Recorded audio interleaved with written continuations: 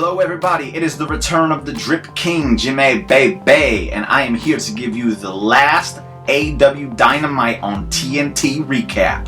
And I'm going to give it to you quick because that's what we do here at Wrestlebuddy with the recap shows. We're going to jump right into the show. Here's the Eddie Guerrero that we'll be giving away. It's here. It ain't a joke. It's here. It's here. I'm going to give him away. Boom. Nice mint condition too. Beautiful. Beautiful. So do the contest. I'll hook you up because that's what I like to do. I like to help people out. But into the show we go. It starts off. We welcome him back, JR. Cancer free. Round of applause for this man. Good to see him back. They needed him. The booth has been lacking, in my opinion, since he's been gone. And it was just nice to hear him back on the booth. So that's how we start the show off. Real nice vibe to get the show kicked off. And then from there, it went right into the worst part of the show because they started off with 5-on-5. You got Jurassic Express, Christian, if you want to include them in that. If you don't want to include them in that, whatever. And then the Lucha Brothers taking on the Matt Hardy, Private Party, and FTR, 5-on-5, 10-man match. And then on top of that, you got Matt Hardy's goons out there, and it's like, oh my goodness. It felt like there was 100 people out there for this match. And then the story of this one was, can Lucha Brothers and the Jurassic Express coexist? Where have we heard this one before? I won't go any further into that, but basically what happens is they can't coexist. And it ends up costing them when Christian takes the pin from FTR. They, bam, hit him. 1, 2, 3, match is over. And then there's a little bit of tension going on. And man, I'll just put it this way. You don't have to watch this match because it was a mess. It started off decent. Jungle Boy was doing his thing. You know, I like Jungle Boy. I'm a mark for the man. But after all hell broke loose, there was no coming back from this match. It was just too much. The cameraman can't keep up. You got spots going on over here. The cameraman's over here. And by the time he gets over the spots that we want to see, it's already over. And then there's a spot over here. And it's too much. I know they like to pile a lot of people in to get them all on the show. But in this instance, you scrap it. Don't do that. Make it nice and organized. Don't give us that kind of nonsense on Dynamite. But that was the low part of the show for me. I don't think it got any worse than that. And it's not even that it was terrible. It just wasn't good. We go right from there, though, to Eddie Kingston, Ortiz, and Santana taking on Daniel Garcia and 2.0 Rules. Good match because Santana and Ortiz, second best tag team in AEW in my opinion. You got Daniel Garcia, who's one of the top young guys they got. You got Eddie Kingston, which I know everybody loves. He does his thing. And then you got 2.0 Rules in this match. And it's just good. It's a fun match. A lot of stuff happens.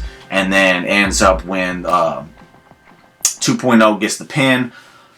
And then there's a little bit of afterbirth. They start attacking him, taking him out. Eddie Kingston's leg. He tries to help. I think it was Ortiz who's about to get his bell rung. And then they said, no, kick him down. He's selling his leg injury. They go and they ring Ortiz's bell. And then they're about to do some more stuff. But then all of a sudden you hear Chris Jericho's music hits. He runs out. The pop for this was very lackluster. I was to be expecting a little bit more for a Chris Jericho return. Wasn't there. Fans were kind of excited. Not thrilled though. And he came down with a Floyd his bat, and he's swinging it everywhere. They run away, and he's just like, yeah. It was a very lackluster return.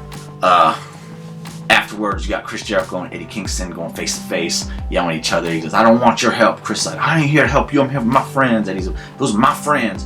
And then they have to go in and separate the two.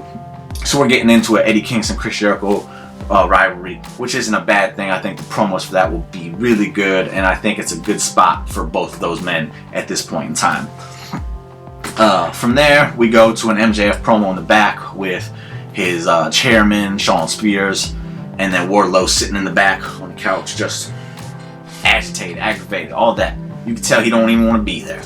MJF talking about he done with Punk. He ain't got no time for that. He's got his eyes set on gold. He's going to come back next week and start rising the ranks so he can get there.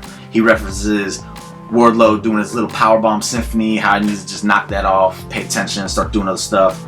And that something about if he wins the title, it's my property. They bring in Jade Cargill's lawyer guy. He comes in and starts reading off some paperwork. But anything that happens, anything you get is property of Maxwell Jacob Friedman. And that's the match. Not MJF's best promo work, but it is what it is. It was good enough to tell the story that we're getting between the tension between those two. Because when Wardlow finally turns on MJF, it's gonna be so nice. It's gonna make Wardlow such a huge babyface and really put that man over. And we'll just hate Max that much more. So good story work there. Not his best segment promo work though. But it was what it was. Go to commercial, come back. You got Jurassic Express and Christian, and they're in the backstage with Lucha Brothers, and they're all yada yada yada, setting up a match. Basically, nothing special here. You ain't gotta watch it. It just sets up the tag team title match next week between Jurassic Express and Lucha Brothers. Very excited for that. Please put the gold on Jungle Boy. It's long overdue at this point, and they've done nothing with the Lucha Brothers as tag champs. So we got to get that rolling, make that happen next week. But I'm getting ahead of myself. We dealing with this week. That's next week. After that, they go to the Wardlow squash match where he does the Powerbomb Symphony, where Shawn Spears just sits there like, "Come on, man, finish." Wardlow playing up to the fans. That's how you know this man's gonna be just a massive babyface when he finally breaks away from that nonsense. He gets the pinfall after like 6 power bombs. Then Shawn Spears, has to get his chair shot in on the poor guy afterwards, and that's the match. We go to the backstage. You got Young Bucks, Adam Cole, Kyle O'Reilly, and Bobby Fish. The Undisputed Era. I don't care what any of y'all want to say. That's what I'm going to call them until they give him a name in AEW. And basically, there's the problems with Kyle because he hasn't even said hello to him. So then Kyle's like, "Hi, Matt. Hi, Nick."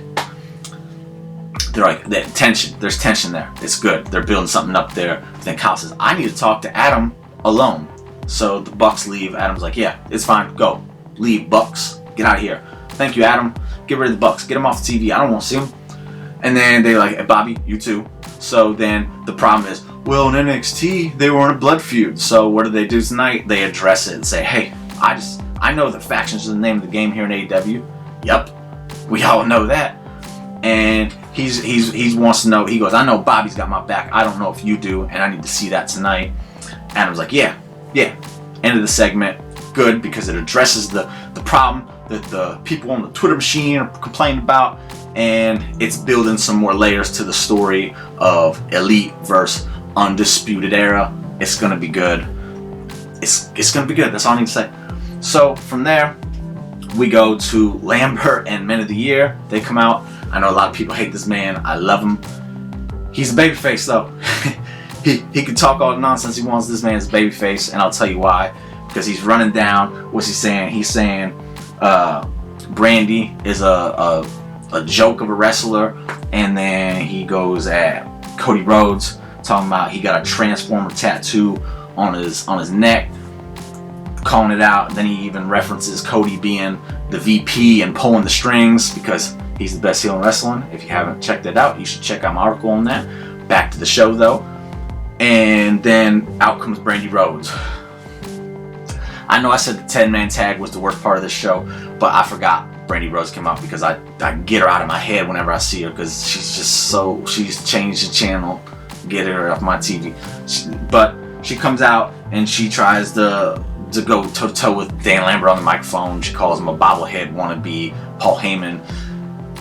He says, "I prefer Jim Cornette." Nice, I like it. That's the character he's playing anyway. It's good stuff. And then it ends up with Brandy Rhodes trying to challenge him, trying to fight him. She goes, I don't know. She tries to fight him. Dustin Rhodes comes out. He comes, stops it. Then Ethan Page cheap shots him, and then they leave. And that's the segment. I like Lambert. I know a lot of people don't.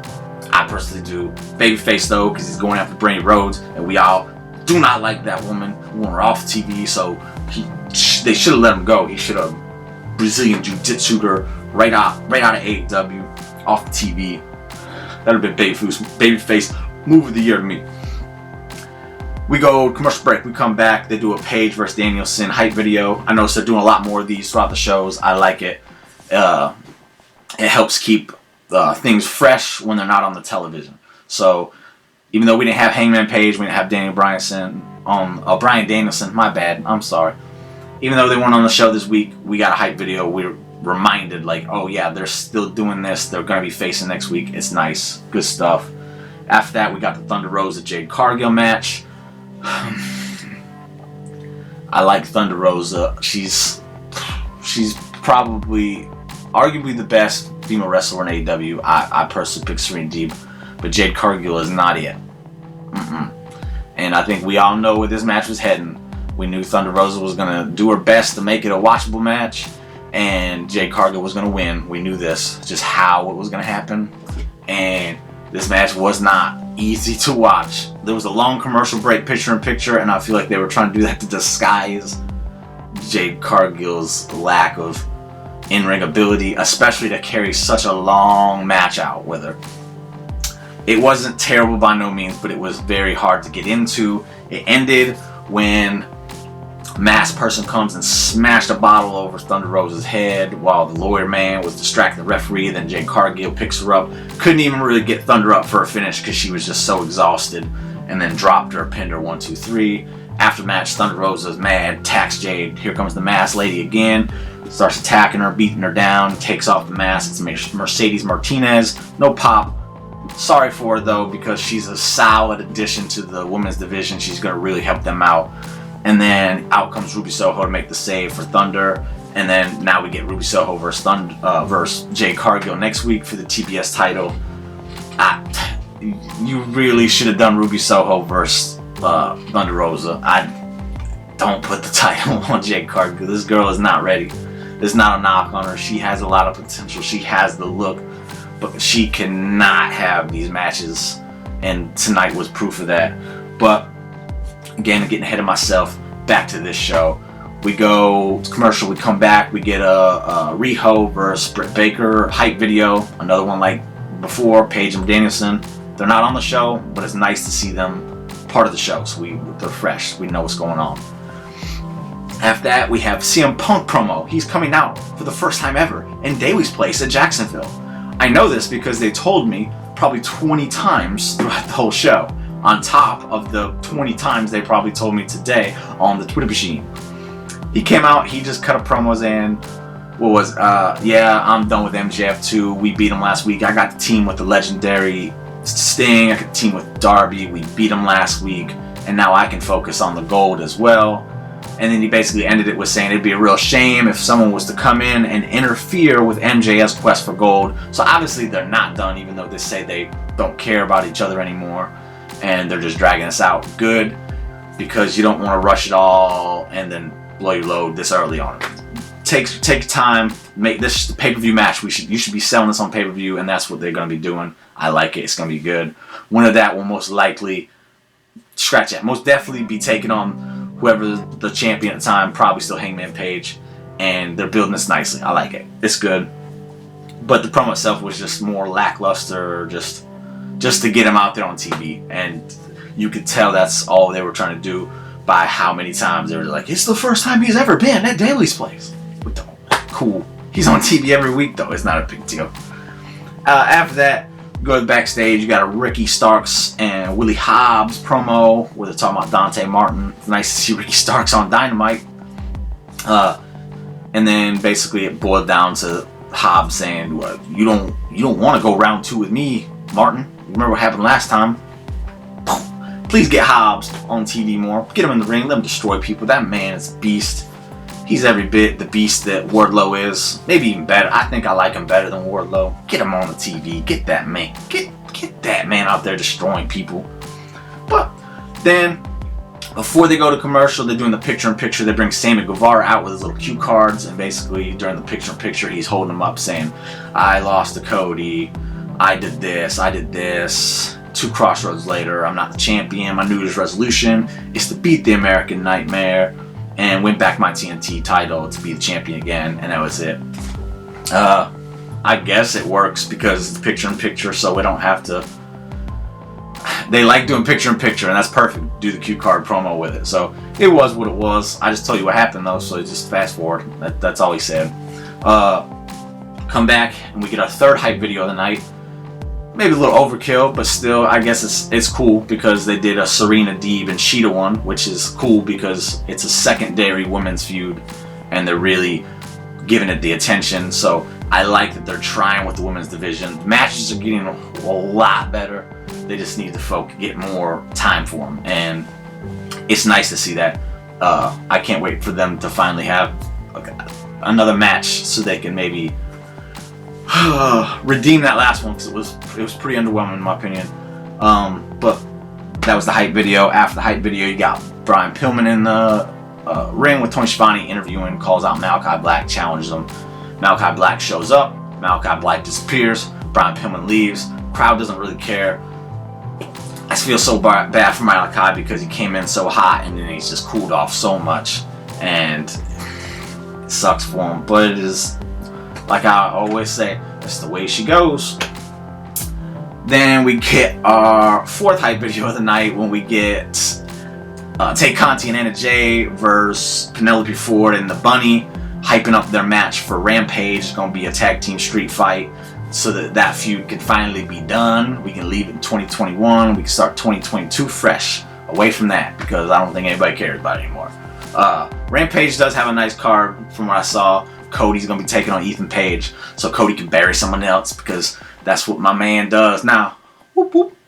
And I can't remember. Oh, Darby Allin is taking on, I can't remember who it was now. I'm sorry. I just didn't really care, to be honest with you. But it is what it is. We go to commercial, we come back, and it's main event time. And you guessed it, it is time for the Undisputed Era to take on the best friends. Who cares? Moment I've been waiting for since Kyle. It's only been a week, but I don't care. He came back, and then for the entrance, they're coming out. They're doing the Undisputed Era stuff. Boom, they're doing their stuff. They go in, Adam Cole, baby, and then Bobby Fish, Kyle O'Reilly. It's awesome. I love it. I marked out. Not even gonna lie. NXT was my shit. Black and gold. It's dead now, and now I get to relive it just a little bit through AEW Dynamite. Awesome. The match itself was cool. I really appreciated when Orange Cassidy tried that stupid little hands in my pocket thing, and Adam Cole said, boom, and he hit him. I said, no, we ain't doing that crap no more. I like it. More people need to do that. Take notes. Take notes of what Adam Cole just did. Don't let Orange Cassidy do that nonsense no more. Red Dragon, they had a lot of cohesiveness. They were a little bit out of touch with Adam Cole. It's been a minute since they've done a 3-way or a 4-way with the Lost member Roderick Strong. But they still had a little bit of cohesiveness. But Bobby Fish and Kyle O'Reilly, they didn't miss a step. They jammed up. They did their part. Towards the end, you got a little miscommunication. Kyle O'Reilly kicked Adam Cole in the head. He came out. He fell off the apron. And then things were going down. Young Bucks came down, made the save, super kicks. Kyle O'Reilly, Bobby Fish hit the finish, 1, 2, 3. Then afterwards, you have the Young Bucks consoling Adam, saying, "What did he do to you?" They're stirring the pot. That's what Young Bucks do better than anything. Troll and stir the pot. And Adam's like, "You kicked me," and Bobby's like, "Man, it was accident. Chill. Just building some tension." Layers to the story. Layers. It's gonna be good when you finally get that Adam Cole just super kick party on the Young Bucks, and they just destroy them boys. Can't wait for it. But that's the show. It was a decent show. Nothing special. It wasn't bad. It was just a show. I think a lot of people were expecting a little more because it was the final one on TNT. But just a Jericho return that kind of fell on its face, and then a Mercedes Martinez debut that not really anyone cared about, unfortunately. But next week it's on TBS. You got Bryan Danielson versus Hangman Page for another title match with the judges. You got the finals with Soho and Cargill. You got the Jurassic Express versus the Lucha Brothers for the tag titles. It's going to be a very big show for them. They really want you to tune into TBS. And based on the card, there's no reason you shouldn't. It's going to be good. But again, I'm getting ahead of myself. A little bit out of it. Been gone for a week and a half, 2 weeks, something like that. But yeah, that's what it is. That's the show. Thank you for watching. If you like it. Hit the like button. Share it with your friends. I saved you an hour and 40 minutes because we're running up on 20 minutes. So you're welcome very much. And I told you what to check out. I told you what not to check out. And that's the show. So I will see you guys next week, and make sure you do the giveaway. Eddie Guerrero Funko could be yours. All you gotta do is just follow the rules. Very simple rules. Until next week, I will see you later. Goodbye. Boom, baby.